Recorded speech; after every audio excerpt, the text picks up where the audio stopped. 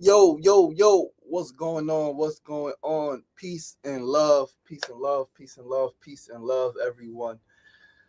Happy Monday, happy Monday. We back again with another episode, another week. We still alive, we still here, despite of all of the challenges, despite all of the uncomfortable feelings, despite all of the low moments. What's going on, champ? What's the deal? What's the deal? Peace and love. Despite all of the uncomfortable moments, man, all of the low feelings, we still here, man. And as long as we're here, we got a chance. We got a chance to live. We got a chance to get it right. We got a chance to make things better, make ourselves better, to improve, to make the world better, right? To experience this thing called life, man. Is as tough as it could be. It's only one of these things, man. And so we give thanks, right? We are appreciative of life, even though things don't always go our way, even though we don't always feel the best. Right now, I'm not feeling my best. I got a freaking headache. All right, I took a nap this morning. Just getting up from a nap. I'm gonna take another nap because my head is like boom, boom, boom, boom, boom, boom, boom, pounding. All right, but we are here back again with another episode of SR Daily, week 92, episode 454, 454 episode. I think 454. Right? Friday was 453 or 458. Let's see. Friday was 453. Yep, this is episode 454. Eddie Kruger, what's going on, brother? Peace and love. I appreciate you. Thanks for tuning into the show. Listen, I hope you guys had a great weekend. I had a weekend, right? I had a weekend. Mona Love, what's up, baby girl? Happy Make It Happen Monday. What's the deal? Peace and love. I had a weekend, right? It's full weekend. Emotions were where I experienced a great range of emotions: sadness, anger, frustration, a lot of love, a lot of beauty, a lot of joy, a lot of laughter, of course, right? A lot of laughter, man. There's always laughter.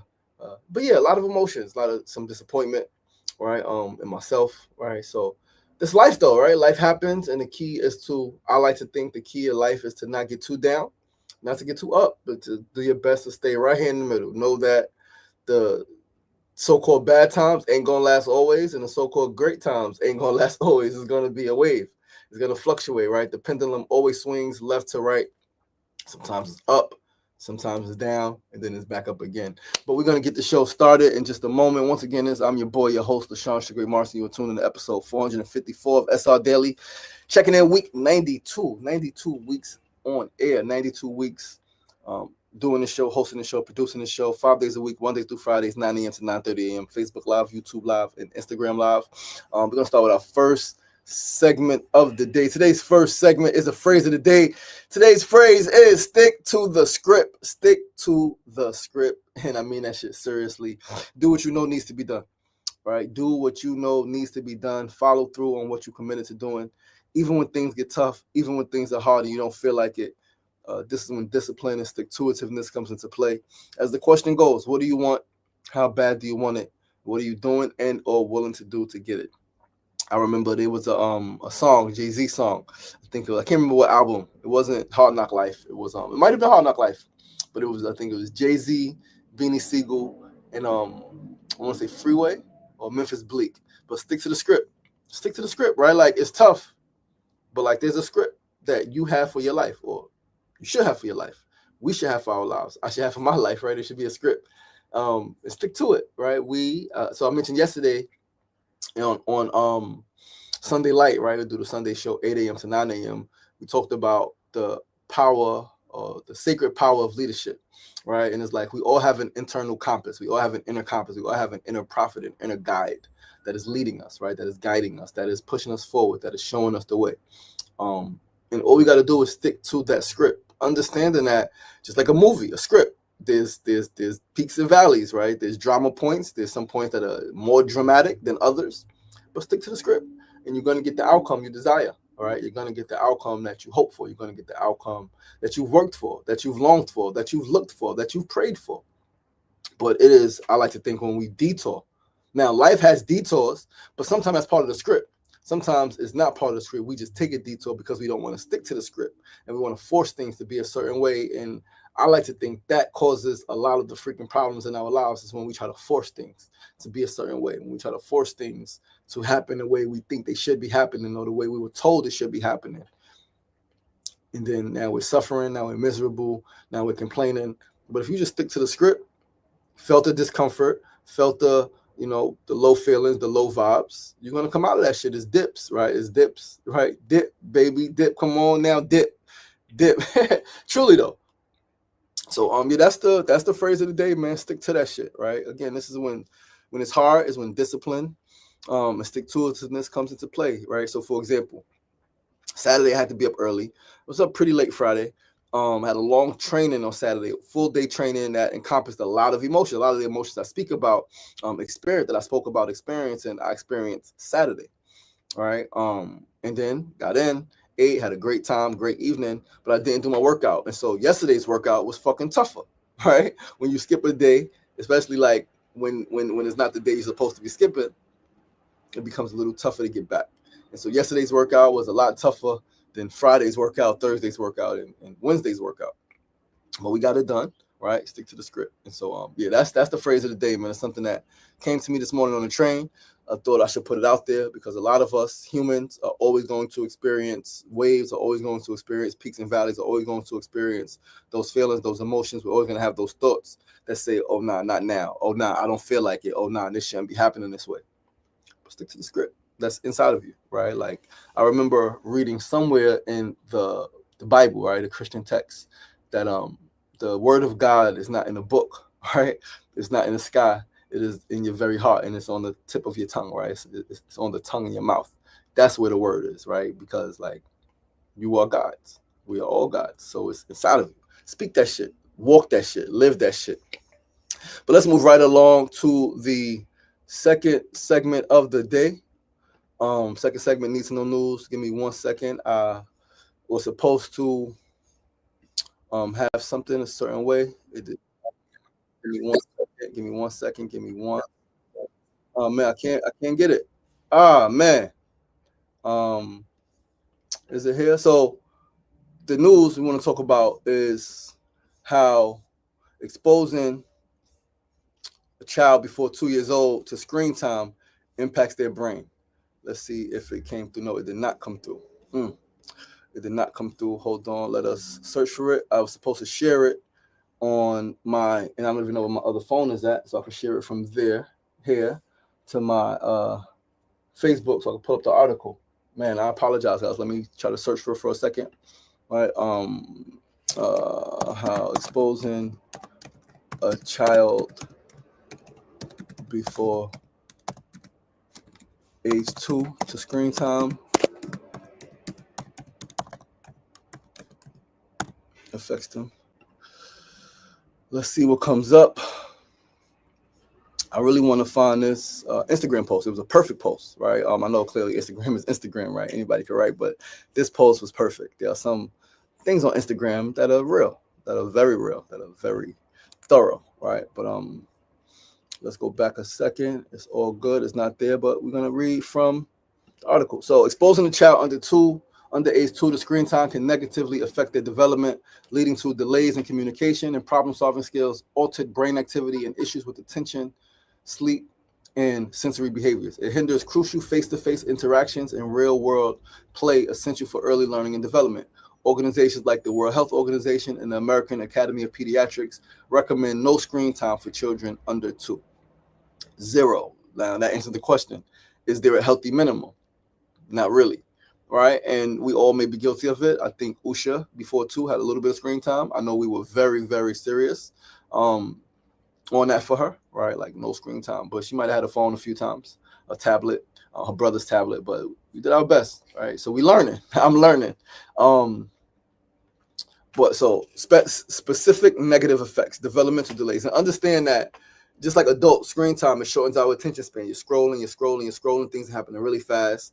It impacts your ability to focus. Clearly, there are some people who do screen time who have ability to focus, and it's probably because in their youth, right, they may be of a certain age where in their youth they didn't have screen time, they didn't have TV, we didn't have all the technology 20, 30 years ago, right, as much as we do now, as easily accessible as it is now. So sometimes you may fall, but then if your foundation is solid, you can still focus, still get back up, right?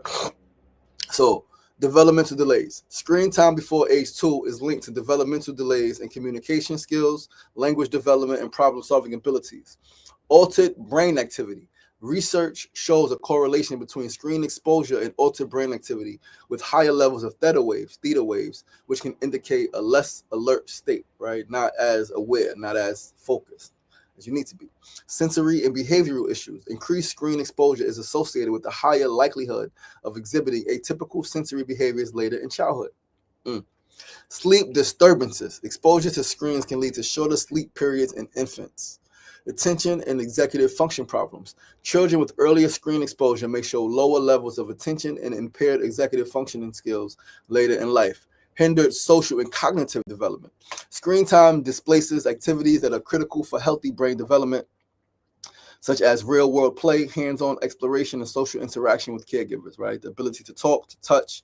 If it's just the phone, if it's just the tablet, if it's just the laptop, if it's just the TV, or if it's too much of that, or if it's that at all, it interrupts something that's needed. Real-world play, touching things, right? Learning to explore. What does this feel like? Children, we humans learn by exploring. We learn by experience, right?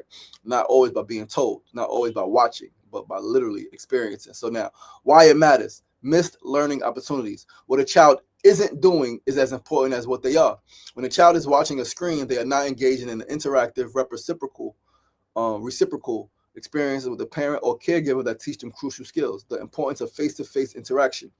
The back and forth of facial expressions, tone of voice, and body language between a child and caregiver is vital for learning social skills and communication. Foundation for lifelong health. Brain building play, interaction, and conversation provide the foundation for lifelong health, cognitive abilities, and social emotional development. Absolutely. So recommendations, the WHO, World Health Organization, and the association, the Academy of, what is it, AAP? AAP is the American Academy of Pediatrics, recommend that children under 2 years old should have zero screen time, not a little bit, not only when they're freaking, when as a parent you're busy. And clearly now this goes into parenting. This goes into when a parent should have a child. This also goes into support for parents, family dynamics, not only two parents, but uncles, aunts, cousins, grandparents, the village. That's what this goes into, because parents have to work, parents have to travel, parents have to move back and forth. There's doctor's appointments, there's all of these different things. And parents are human. They can be frustrated, right? They can be frustrated emotionally, dealing with rent, dealing with housing, dealing with employment, dealing with finances, dealing with health. And they need to, they're not able to, or find it difficult communicating or interacting with the child. And so to keep the child quiet, to keep the child like doing something, they give them a screen. I see it all the time. They shove the phone in a child's face. We see babies 3-4 months with a screen in their hand. It's insane. Now, I will say, before we even read the last part, that I like to think, could be completely wrong, but humans, we adapt and adjust. So my question then to myself and to the those who teach this, those who suggest this, is there any room for brain adjustment when children are able to adjust over generations to compensate, still be able to have the functions while still enjoying screen time? I don't know. I do know that we adapt. That's one thing that's a fact. We adapt, we adjust, we adapt pretty successfully a lot of times, right, to different impacts on our brain. Our brain is able to be rewired, right, reworked in some capacity. So now prioritize real world experience. This is another recommendation. Focus on hands-on activities, personal interactions, and meaningful conversations with your child. Again, super important, super necessary. I know not always easy, right? Not always easy. Mona says, yo, Sefu, what's going on, my brother? Peace and love. Great information. As someone who wants to be a father again, peace and love, brother. Make Monday monumental. Thank you so much. Mona said, from article, attention span shortens, language development delays, emotional regulation weakens instead. Talk with them, read to them, play with them. Real toys, humans interaction. Said, come on, village. It doesn't stop at the baby shower. That's a big fact. It does not stop at the baby shower. A lot of people show up for the baby shower. And I think this is speaking to something, a challenge in humanity. We show up for the celebration. We show up when there's a party. We show up when there's bright lights and there's, loud noise. We show up. And again, it's partly because people have their own lives, right? People are dealing with their own challenges. And so not to blame, but to say that, again, I like to think that although everyone's having their own challenges, we can solve them easier together. The more we are together, the more united we are, the more linked we are as family, the better we can solve all of our problems, all of our challenges, regardless to how severe they are, how deep they are, how serious they are. So let's move right along to our third segment of the day. Today's third segment, tip of the day, as always. Today's tip is to express yourself. Communicate, communicate, communicate. Do not let things fester. If you feel something, address it. Letting things fester, especially when regarding any type of relationship. Clearly, especially the more important relationships to you, right? Letting things fester in relationships creates uncomfortable feelings within you and will almost always breed conflict in the relationship because people can feel your energy. People can know what's up. People can know something's on your mind. Energy doesn't lie. Oral doesn't lie. Some of us are better at picking up on vibes than others. But like holding shit when it's shit that needs to be said, again, it creates an uncomfortable feeling in you because you want to say something you don't want to say, or you want to say something but you're not saying it. You're uncomfortable. Something wants to get out but it's not getting out. And then the person you are in relationship with could be a coworker, could be a boss, could be a sibling, could be a parent, could be a spouse, could be a child, could be any relationship. It's going to be conflict. You're going to breed this conflict if you do not speak on what's up, right? So I like to say, and I'm working to practice as much as I can, right? There's still some conversations that I need to have that are uncomfortable with some people, some friends who I love and care about that I haven't had yet, right? But I need to have, and I'm pushing. I'm getting better, guys.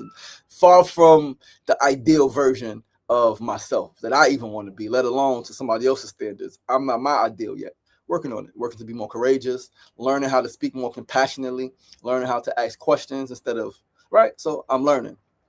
But it's better to have the uncomfortable conversation than it is to let things fester and cause discomfort and possibly bigger issues, right? It's better to have the difficult conversation, the uncomfortable conversation, and deal with those emotions, right? It'll be some silence, it'll be some awkwardness, but it's better to go through that process than it is to let things fester and cause discomfort and possibly bigger issues. Again, especially if it's a relationship with someone who you love, who you care about, who you want to be in a relationship with, right? So express yourself, man. Again, I know it's not always easy.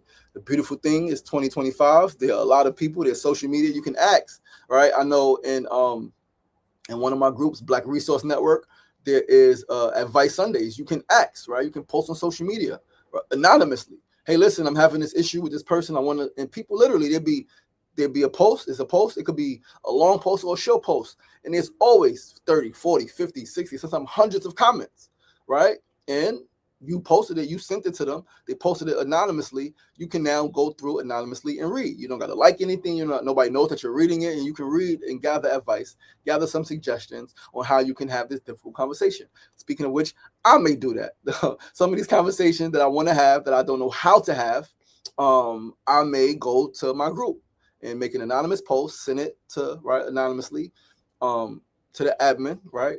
Somebody may know it's you, but it doesn't have to be you asking for the advice, right? That's the thing about advice.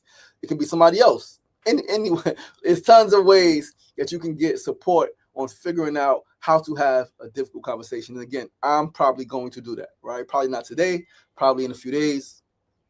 But I'm thinking about I may go that route because there's a few conversations with some family, with some friends, the tough conversations that I want to have, right? I don't want things to fester. I don't want to keep having thoughts. I don't want thoughts to turn into ill thoughts or ill feelings or ill emotions that then create a disconnect between me and whoever it is that I love in whatever way, to whatever capacity or depth, right? So let's move right along to our fourth and final segment of the day. Today's fourth segment, as always, is our build of the day before we get out of here. Today's build is on boxing. Let's talk about fucking boxing. Let's talk about it. It's a big fight this weekend, right? Canelo Crawford, big fight. People talking about it. Posters everywhere. It's on social media right now. 10 years ago, I more than likely would have watched it, right?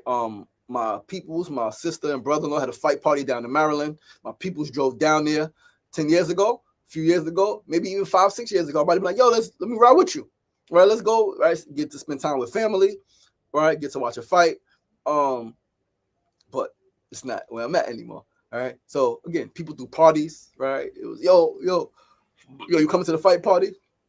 Messaging on IG. Yo, you coming to the fight party? It was a fight party. People sending me. And I used to do it. I used to be at the fight parties. I used to bet on boxing. All right. My uncle was a boxer. Understand that. I grew up watching boxing. My uncle, two uncles was fighters. Right. One later on became a New York State champion in 3 weight classes, same time. Right. I watched all the old fighters: Ali, Frazier, Foreman, right, Joe Louis, right, Rocky, right, Rocky Marciano. Right. I grew up watching all of the fighters, man. Jake LaMotta. Right. I grew up watching all of them. Sugar Ray Robinson. That was my favorite fighter. It's crazy. I would even champion the fact that Ray Robinson killed somebody in the ring. Yo, he killed the person in the ring. He's the best fighter ever. I remember crying when Sugar Shane Mosley lost to Oscar De La Hoya. I cried doing that. I think it was De La Hoya. I cried to that fight. I cried watching that fight. I was in my grandfather's house in South Jamaica, Queens, watching the fight. My cousins came in the room. I was literally crying. I was bawling tears. Sugar Shane at that point was my favorite fighter. I remember these things. I played all of the boxing games, Fight Night, right? Mike Tyson's Knockout, right? Like I played all of the games. But today, I don't want to watch boxing. I don't watch boxing anymore. I do not watch boxing anymore. Why? If I say I don't like violence, if I say I don't condone violence, how is it okay for sport? If you say you don't like violence, that you don't condone violence, that people should not be fighting, why is it okay for sport? To me, that doesn't make sense. I actually think that's worse. I think if two people have a problem, even though I say we should talk about it, that's a difference. Fight it out, right? Understanding a little more for me, personally. But I don't know you. You don't know me. You ain't never do anything to me. You ain't hurt my family. You ain't do anything to me.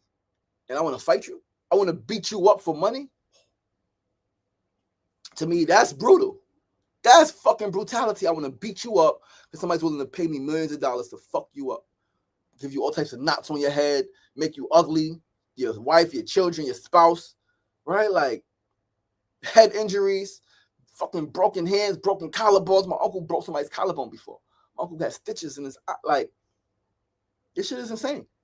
It's brutality to me. If you ask me, I don't watch boxing no more for that reason, right? The last fight I watched the Mike Tyson fight, right? Mike Tyson and the other guy recently.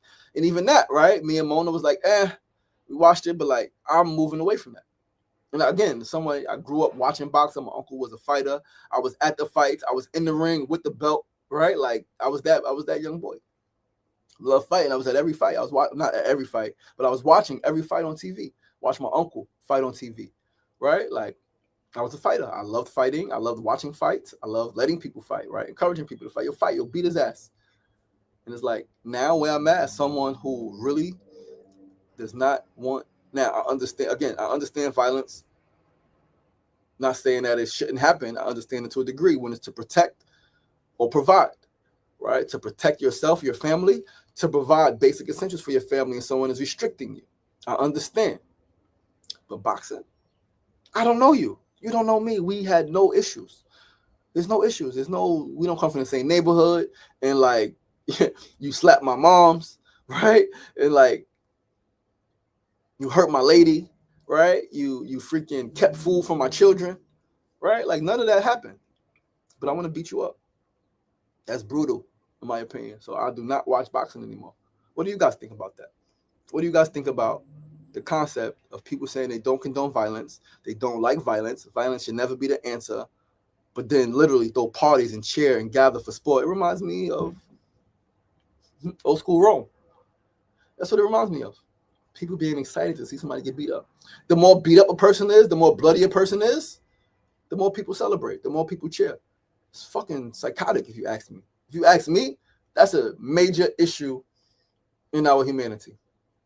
In my humble opinion, right? My opinion don't matter to nobody, right? You don't got to do nothing with this opinion. But how does that make sense? Seriously, talk to me, guys. What sense does that make? Are there any comments? Please drop a comment. What are your thoughts? What are your thoughts on that perspective? Mona says, I don't like to see people get hurt. Neither do I, babe. Neither do I. I do not like to see people get hurt, right? I think I'm pretty done watching boxing, man. Like, I know it's supposed to be a fight, Mike Tyson and Floyd Mayweather coming up next year. Yeah, I highly doubt I'll watch it. 10 years ago, 5 years ago, maybe like, yo, let's watch that. Now it's like, man, I don't want to see it. It's not something I want to engage in. Not a place I want to lend my energy. right? It's savagery.